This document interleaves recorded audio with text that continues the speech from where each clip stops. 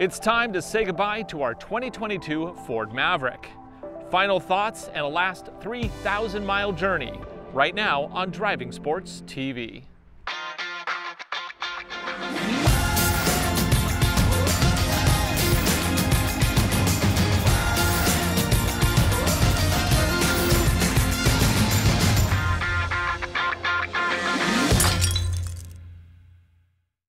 Last October, I bought this 2022 Ford Maverick Lariat FX4.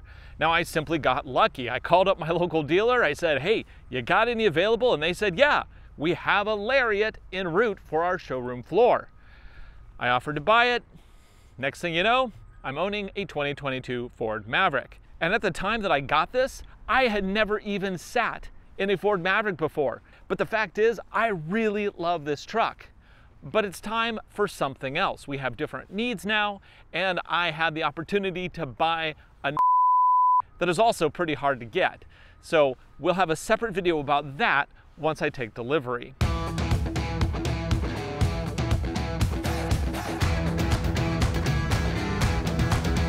This video is all about my 10-month Maverick ownership experience.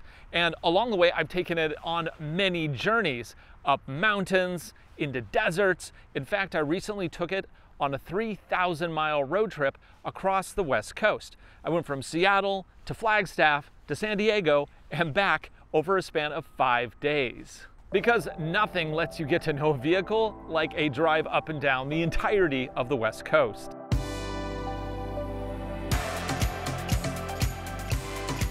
So the truck that I have here is a 2022 Ford Maverick Lariat. This includes the FX4 off-road package. It comes standard with a 2-liter EcoBoost engine, and it also has all-wheel drive. This is the fastest version of the Maverick you can get. Price was $35,715 US when I bought it at sticker. While owning this Maverick, I've run several sets of tires and wheels. Currently, it's sitting on LP Adventure LP1s wrapped in Vredestein Pinza all-terrain tires. Now, this is a slightly larger tire than what the truck comes with, but it's fit perfectly. There's been no rubbing. This is a 245/65R17. And the Pinza is both mud and snow rated, and it also has a peak rating for deep snow. I love that even a truck this size comes with recovery hooks. Now, we've actually used these in snow recoveries in the past year, as we've had some of the press cars we've tested get stuck in really tricky situations. Toyota could learn something here because they don't seem to put recovery hooks on anything.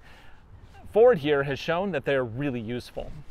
In the back, we have a Yakima Overhaul HD rack with the lock and load platform. This is a 60x54, which is one of the smaller platforms. And I think it fits the size of this vehicle pretty well. Because of the design of the bed sides, I did have to shim the platform mounts with sheets of rubber. Other than that, no issues on installation. As far as the other features in the truck, I love the bed. The bed was very useful for me. However, the additional power unit and sliders, I ended up not using those at all, and I was pretty sure that those were things that I really wanted in this truck. The bed lighting's been really useful though. I love this stuff. I know you're probably wondering, can I stand on this platform?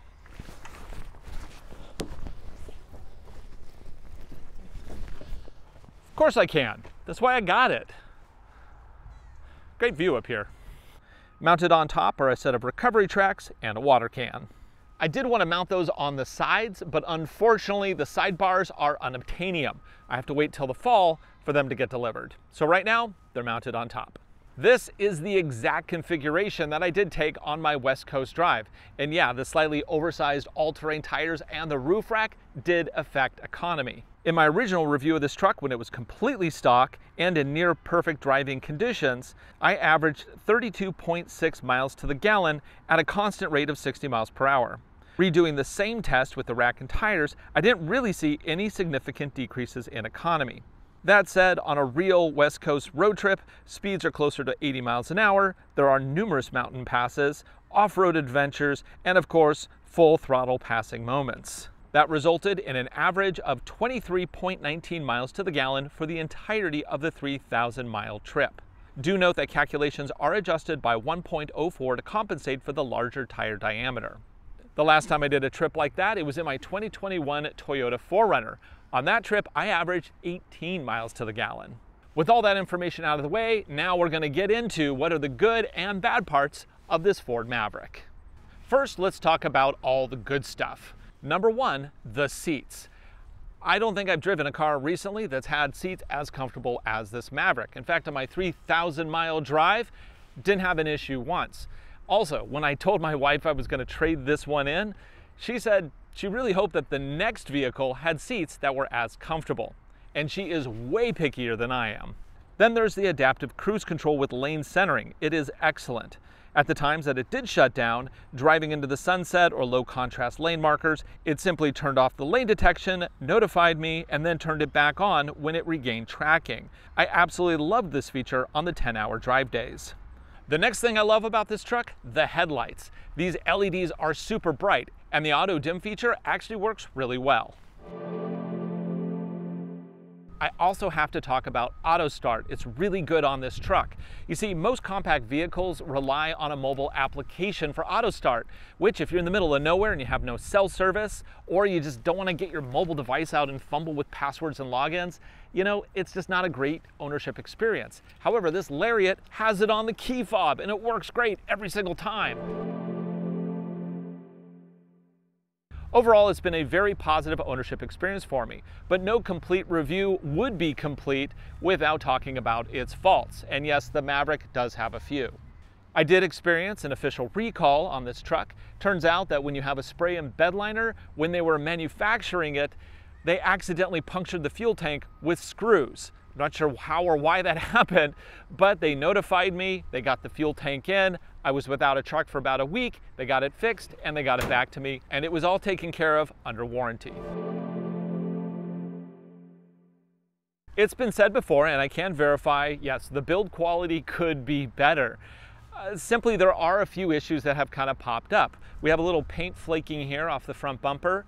Since I've had it, the B&O speaker on front is a little warped.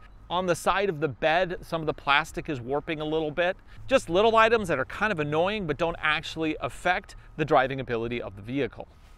And that brings me to the most annoying thing about owning and driving this truck, and that is the hood. At speeds over 80 miles an hour or up and around 80 miles an hour, it wiggles like mad. It feels like this hood is going to fly off. It's not. Verified is completely latched. Verified all the screws are actually in place, but it just wiggles like crazy.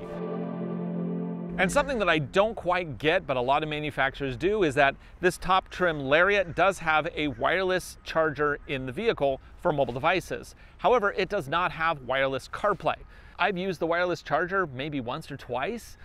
Once was on accident. I just put my phone there and it started charging. So if you're in a position where you're going to pay extra for a wireless charger, yet you do not have wireless CarPlay, think twice before you pay the extra money.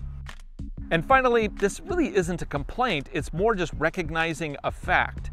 This Maverick has been really great for light off-roading adventures, but while driving in Utah, I wasn't really comfortable taking it on remote trails.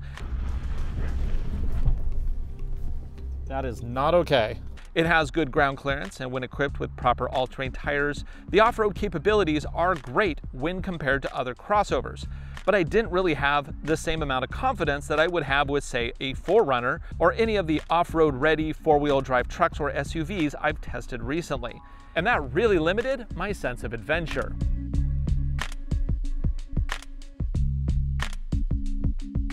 Look at this place. It is kind of interesting that a lot of the main line here is paved, although there's certainly segments that are not. And if this was my final destination for this trip, I might have some more fun on some of those little off-road diversions, but I need to make sure that I get back in one piece. I don't have time for a flat or anything like that, because I still have to drive all the way to Arizona tonight. Ooh, rough. Because as much as I like this Maverick, I do have some concerns about its abilities if we start to have some like really serious off-roading needs here. But for a road like that, oh, that little skink just ran by. I'm gonna go up to the next bend and I'm gonna flip it around and we're gonna head back out. Oh, oh, ee-ah, ee-ah.